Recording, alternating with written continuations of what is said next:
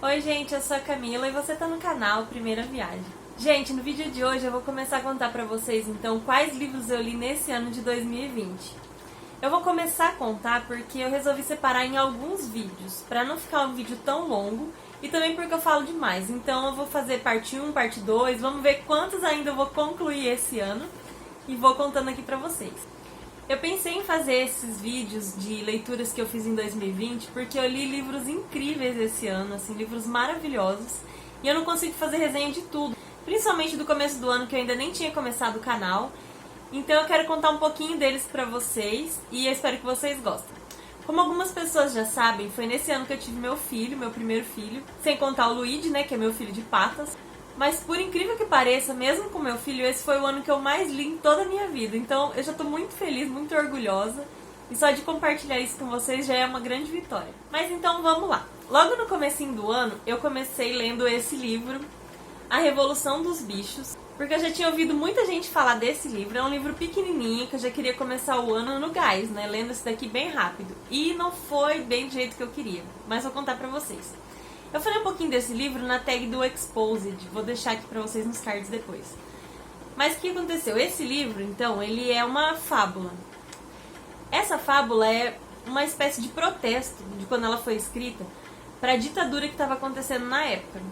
Nessa fábula, então, nós vamos ver os bichos fazendo uma espécie de rebelião contra os humanos, encabeçado pelos porcos. Os porcos vão fazer uma movimentação na fazenda do Solar, que era o nome da fazenda, porque eles estão cansados de ser explorados pelos humanos. Então eles vão querer tomar essa fazenda para eles e eles cuidar da fazenda, sem que haja exploração, com tudo muito igualitário, um tratamento muito bom e igualmente respeitoso para todos os animais. Então eles conseguem, eles tiram os humanos da fazenda, a fazenda passa a se chamar Fazenda dos Bichos. Porém, essa tirania volta com os porcos. Eles se veem como os mais inteligentes, os mais capacitados, e eles acabam tendo muito mais privilégios do que os outros. Então, eles acabam sendo os tiranos, os ditadores no lugar dos humanos. A fábula é mais ou menos essa. Então, vai mostrar a crescente liberdade que os porcos têm e, em cima dos outros animais, e a injustiça continua prevalecendo. Eles acabam tomando a casa lá dos humanos para eles, acabam não fazendo mais nenhum serviço e só mandando, desmandando e fazendo o que eles bem entendem. A fábula é rápida em si de ler, porém tem muita parte histórica envolvida que daí eu já fiquei um pouco empacada. Foi uma leitura muito válida para eu conhecer, mas que não era do jeito que eu esperava. Porém, para quem gosta dessa parte mais histórica, desses acontecimentos, vai entender muito melhor do que eu, que sou bem leiga disso, e com certeza vai gostar muito. O segundo livro que eu li, eu amei demais, amei de paixão, assim, loucamente esse livro, meu Deus. É o livro E Não Sobrou Nenhum, da Agatha Christie, que antigamente tinha o nome do Caso dos 10 Negrinhos. Esse é um dos livros preferidos do meu marido, ele sempre me falava desse livro, e sempre que eu ia até a livraria, eu procurava na seção da Agatha Christie o livro chamado O Caso dos 10 Negrinhos. E nunca encontrava, é porque oficialmente esse livro mudou de nome, agora se chama E Não Sobrou Nenhum. Então eu não ia achar mesmo com esse nome, a não ser alguma edição mais antiga em algum sebo. Nós vamos conhecer aqui, logo no começo do livro, algumas pessoas que foram convocadas para uma ilha misteriosa.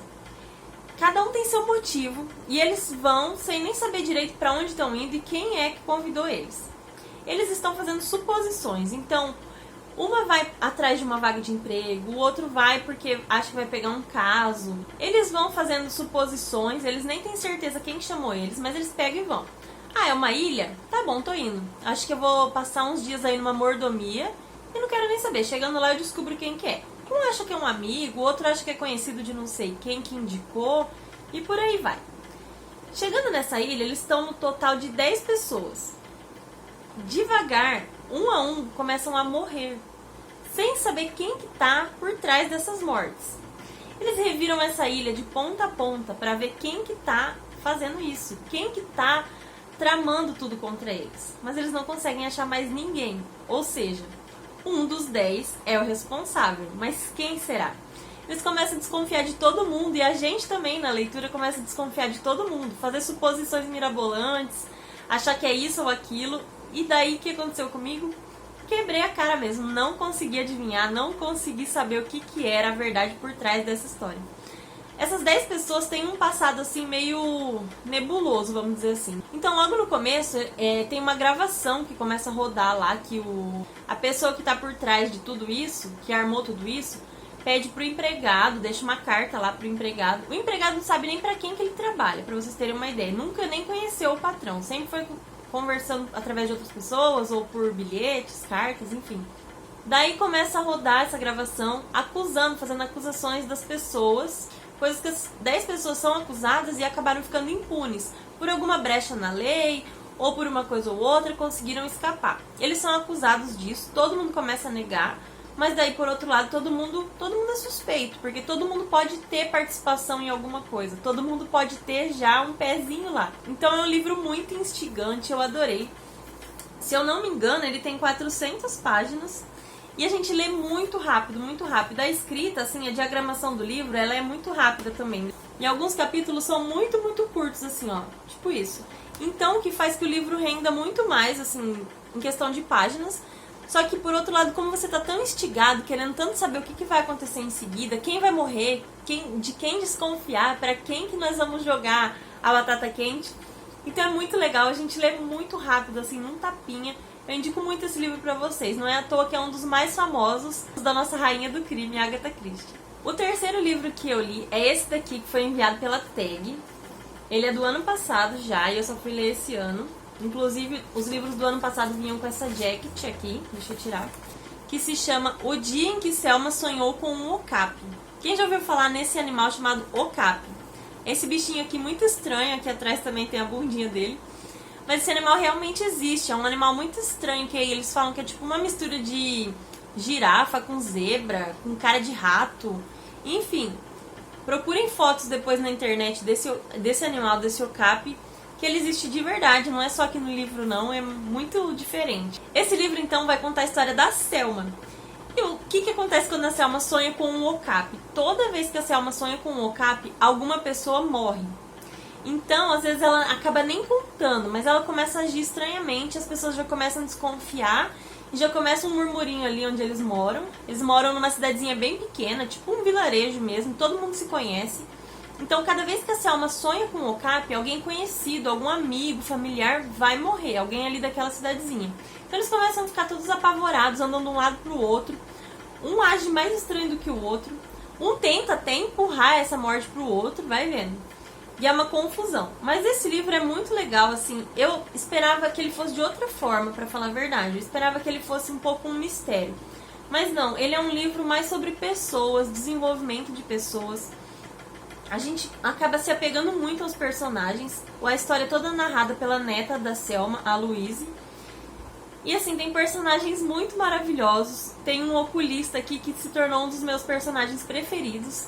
É um livro muito rico, assim, muito grandioso na forma como é trabalhado os personagens, no desenvolvimento deles. A narrativa é ótima, assim, é todo gostoso, é pra deixar mesmo um quentinho no coração da gente. E esse livro, engraçado, esses 3 livros eu li em janeiro, no começo do ano já. E quando eu terminei esse livro eu tava com insônia. Eu terminei de ler esse livro já era umas 2 da manhã. E foi justamente nessa noite que meu filho nasceu. Então, assim, fui pra maternidade sem nenhum livro em andamento. E pelo menos eu consegui dar um gás, assim, dar uma agilizada em janeiro nas minhas leituras, porque depois já não ia ser mais o mesmo ritmo, né? Então foi muito gostoso, muito marcante pra mim o final desse livro. E em seguida, assim, poucas horas depois, já minha bolsa estourou e eu já fui pra maternidade pra ter meu filho. Então é uma lembrança muito gostosa que eu tenho desse ano. O quarto livro que eu li esse ano foi O Jardim Secreto. Esse livrinho já estava na minha bolsa de maternidade, porque a minha expectativa já era levar ele mesmo para o hospital. Não sabe de nada, inocente, não cheguei nem a relar nesse livro, né, na maternidade. Demorou vários e vários dias para eu conseguir pegar esse livro depois, mas tudo bem, né? O que vale é a intenção da mãe principiante aqui, né? Eu queria um livro bem levinho, assim, bem bonitinho, bem gostosinho para ler quando meu filho nascesse. E esse livro era mesmo o que eu esperava dele. Esse livro me ajudou a ler, assim, em alguns momentos que eu tinha que ficar muito com o neném no colo, e daí eu acabava... Às vezes eu dormia sentada, com certeza, mas eu lia ele em alguns momentos, então, assim, ele é pequenininho, fácil de segurar, pra mim foi bom. E também uma leitura leve que assim não vai te deixar preocupada, vai te deixar com o coração em paz, e era o que eu queria naquele momento, foi tudo isso pra mim. Esse livro tem uma adaptação que passava sempre na sessão da tarde, assim, eu assistia muito quando eu era criança, mas eu me recordava até assim, menos do que eu pensei. Acabou que eu gostei muito dessa leitura, porque algumas coisas foram até diferentes assim pra mim, então foi muito boa. Nós vamos conhecer a Mary então. A Mary, de repente, ela se vê órfã em um país distante e o único parente vivo que ela tem é o tio. Ela vai morar na casa desse tio, que é uma mansão, assim, uma coisa gigantesca. E ela é toda mimada, chata, assim, pensa numa menina chata. Acaba que ela tem que se acostumar com os novos hábitos, uma nova cultura. As empregadas não tratam ela do jeito que as aias lá de onde ela morava tratavam. Elas vestiam ela dos pés à cabeça. A vida dela vai ser ficar só dentro dessa mansão sozinha, porque também o tio vive viajando, nunca tá por lá. E a única companhia que ela tem é essa empregada que ela vê de vez em quando. Ela acaba dando uns passeios por lá, toma até um sol, fica mais corada, acaba ficando com uma aparência melhor. Conhece um jardineiro, faz um pouco de amizade. Quer fazer amizade com um passarinho que acaba guiando ela por um lugar assim muito especial, e daí é que ela encontra esse jardim secreto. A Mary acaba conhecendo também o irmão dessa empregada que cuida dela e um outro menino que vive ali naquela casa, que é o seu primo, filho do tio. Ele vive adoentado, acamado, e ele também é mimado, acho que até mais do que ela, assim, muito chato, arrogante com os empregados. E ela acaba indo lá e dando bastante bronca nele até, e fazendo realmente ele reagir. Ele acha que ele vai morrer a qualquer momento. E graças a Mary, ele assim, revive, acaba encontrando uma vontade de viver e descobre que sua doença não era nada grave, que era mais corpo mole e birra que ele fazia. Então acaba aí que esse trio vai junto pro jardim, eles fazem esse jardim reflorescer, reviver, se torna a coisa mais linda e é muito gostoso de acompanhar a jornada deles. E o último dessa primeira parte que eu vou contar pra vocês é outro livro enviado pela Tag também do ano passado, que é O Bom Filho. Opa, esse livro aqui eu sei que ele já foi até publicado com uma outra capinha. E é um thriller psicológico, porque daí eu li O Jardim Secreto em fevereiro, primeiro mês de vida do meu filho. E depois eu já estava enjoada de coisas leves e já queria ler alguma coisa mais arrebatadora. Escolhi esse daqui, eu sabia que ele era um thriller psicológico, mas mesmo assim eu achei que tava tudo bem pra eu ler e foi tudo bem mesmo. Esse daqui é um livro sul-coreano, se eu não me engano, a autora se chama Yoo Jong-jong, sei lá, vai saber como é que se fala, né? Eu nunca tinha lido nada dessa cultura, eu achei muito legal, muito interessante conhecer. Nós vamos conhecer aqui o Yoo Jin, o nosso protagonista. Ele acorda todo ensanguentado na sua cama, sem se lembrar de nada da noite anterior. E ele começa a ficar muito desesperado com a roupa, o sapato, a cama que ele estava deitado toda cheia de sangue, sangue que não é dele. E ele começa a andar pela casa e encontra um corpo sem vida, cheinho, repleto de sangue em volta dele. A partir de então, ele tenta reconstruir o que aconteceu na noite passada, com alguns flashes, algumas coisas assim do seu passado, para tentar solucionar o que está acontecendo, o que está por trás desse apagão. É muito legal a gente conhecer, assim, se adentrar na mente de um psicopata, de uma pessoa tão doente, e ver o que leva a pessoa a cometer assim, atos realmente horríveis.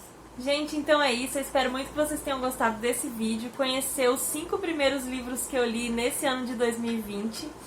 E eu vou fazer novos vídeos e contando pra vocês as outras leituras que eu também fiz esse ano. Claro que teve Patinho Feio, Livro das Corujinhas, muitos outros livros que eu li assim umas 200 vezes cada um pro meu filho, né? E depois no final de tudo isso eu mostro os livros dele pra vocês também. Eu espero muito que vocês tenham gostado de acompanhar essas leituras que eu fiz em janeiro, fevereiro e março, 5 leituras. E é isso, deixe seu curtir aqui pra mim se você gostou desse vídeo. Muito obrigada a todos que estão aqui.